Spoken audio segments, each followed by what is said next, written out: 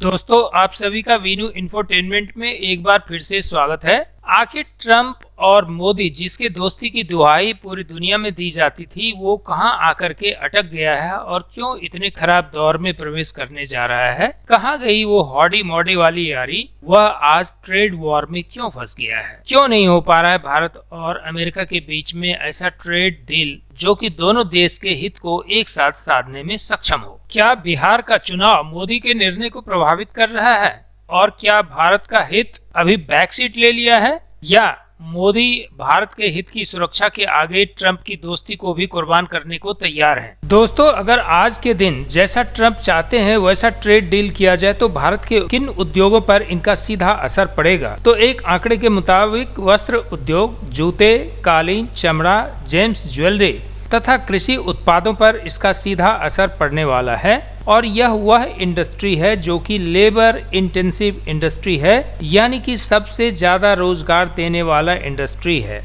मोदी, जिसके सामने सबसे बड़ा प्रश्न मुंह बाए खड़ा है कि कैसे अपने युवाओं को रोजगार दिया जाए, वह किसी भी स्थिति में नहीं चाहेंगे कि ऐसे लोग जो कि इस इंडस्ट्री में काम करते हैं वह एक बार में जॉबलेस हो जाएं। लेकिन ट्रंप साहब कुछ ऐसा ही चाहते हैं जो कि मोदी के सामने यक्ष प्रश्न खड़ा कर दिया है कि वह अपनी दोस्ती को बचाएं या देश हित को सर्वोपरि रखें, और वह भी उस दौड़ में जिस वक्त की देश में इलेक्शन चल रहा हो, और खास करके बिहार और उत्तर प्रदेश जहां ये उद्योग सबसे ज्यादा हैं, और यहां तक कि गुजरात जहां जेम्स एंड ज्वेलरी उद्योग पर काफी लोग निर्भर हैं, वहां की इंडस्ट्री को डैमेज करने का रिस्क किसी भी स्थिति में मोदी उठाने में सक्षम नहीं है, और न ही आर्थिक दृष्टिकोण से यह एक प्रूडेंट डिसीजन माना जाएगा। वैसे स्थिति में मोदी के भी हाथ बंधे हुए हैं और वह किसी भी स्थिति में देश हित से सर्वोपरि अपनी दोस्ती को रखना नहीं चाहते। दोस्तों, सबसे पहले हम इंडस्ट्री वाइज इसको समझने की कोशिश करते हैं कि मोदी की क्या समस्या है जिसकी वजह से अमेरिका के साथ ट्रेड डील नहीं हो पा रहा है। अगर हम लेदर इंडस्ट्री को लें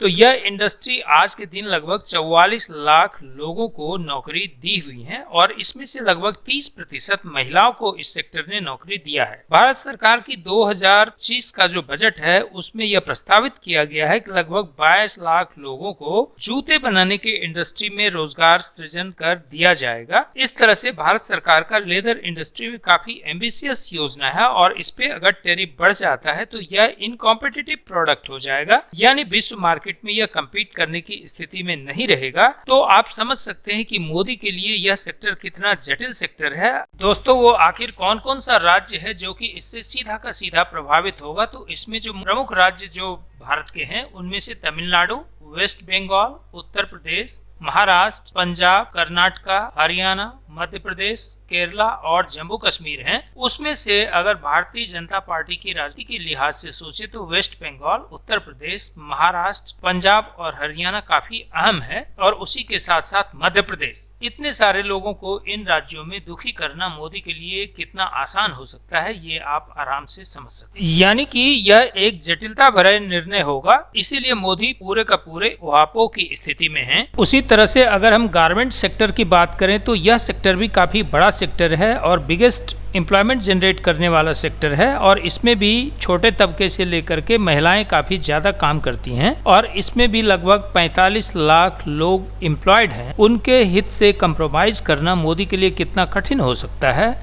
यह सहज ही अंदाजा लगाया जा सकता है।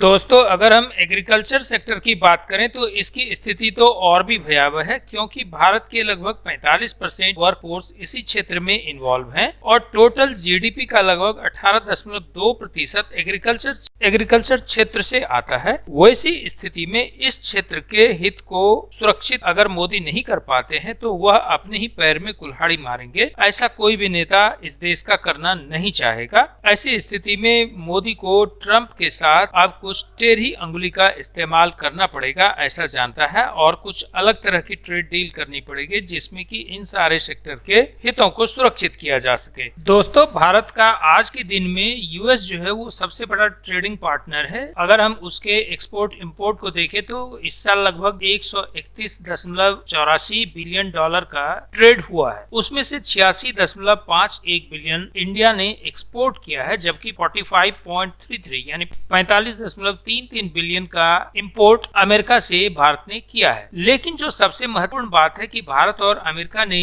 2030 तक अपने ट्रेड को 500 बिलियन पर ले जाने का एम्बिशियस टारगेट रखा है। ऐसे बड़े ट्रेडिंग पार्टनर के साथ अगर आपका डील ना हो तो आपके लिए एक डिसएडवांटेजियस कंडीशन हो सकता है और आपका एम्बिशियस लक्ष्य भी पीछे छूट सकता है, और वह भी वैसी स्थिति में जब आप मैन्युफैक्चरिंग हब बनना चाहते हैं और चीन से कम्पीट करना चाहते हैं। उस स्थिति में अगर आपका एक्सपोर्ट किसी भी स्थिति से उलझता है तो आपके वो टारगेट पूरे नहीं होंगे और कंट्री उतना प्रोग्रेस नहीं करेगी। एक तरफ तो ये पहलू है, जबकि दूसरी तरफ ये पहलू है कि लेबर इंटेंसिव इंडस्ट्री जिसका मैंने अभी जिक्र किया, जिसमें कि एग्रीकल्चर, जेम्स, ज्वेलरी, लेदर और गारमेंट्स ऐसे सेक्टर्स हैं, उस सेक्टर में अगर आपने अपने वर्कर्स और अपने इंडस्ट्री के हित को सुरक्षित नहीं किया तो फिर आपकी इकोनॉमी डगमगा सकती है और आप आर्थिक कुचक्र में फंस सकते। तो मोदी को बहुत टाइट रोप पे वॉक करना है। अब देखने वाली बात है कि मोदी अपने किस बुद्धि का परिचय देते हुए